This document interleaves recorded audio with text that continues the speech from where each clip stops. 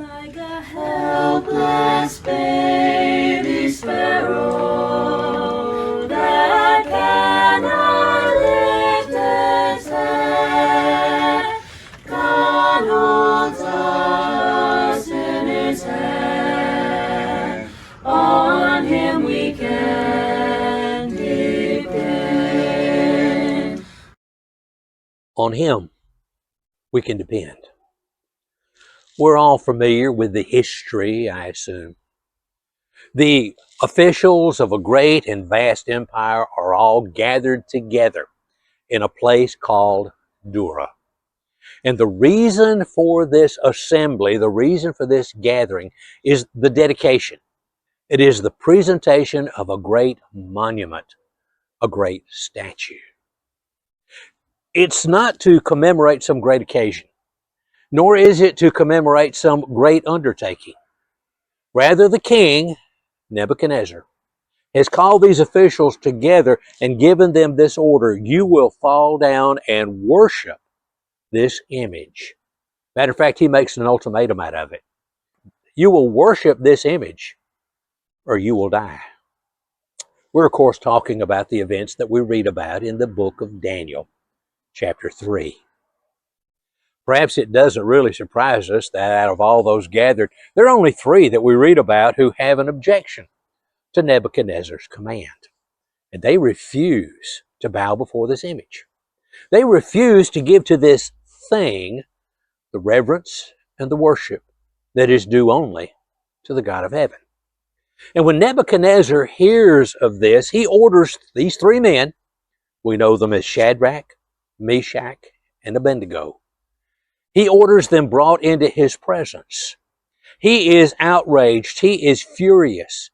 And again, he gives them the ultimatum: you will bow down to this image or you will die. Perhaps it's arrogance. Perhaps it's pride. Perhaps he was blinded by his own anger. But he finishes that ultimatum with a very serious challenge. And who is the God who will deliver you from my hand? Those 3 men, Shadrach, Meshach, and Abednego, their answer is significant for several reasons, of course not the least of which was their willingness to die rather than betray their God. Their willingness to put their lives into His hand and to trust Him for the outcome. But it's also interesting to note the way that they answer, because they answer His challenge. Verse 16, O Nebuchadnezzar, we have no need to answer you in this matter. If the case so be, our God whom we serve is able to deliver us from the burning fiery furnace. To them, that was a simple statement of fact. God is able. It's a possibility. God may deliver us from, He may deliver us to. But He is able to deliver us from that burning fiery furnace. But there was one thing that was beyond any question of doubt. And He will deliver us from your hand, O King. Shadrach, Meshach, and Abednego understood something that men today need to understand. That we're not in the hands of man, we're in the hands of God.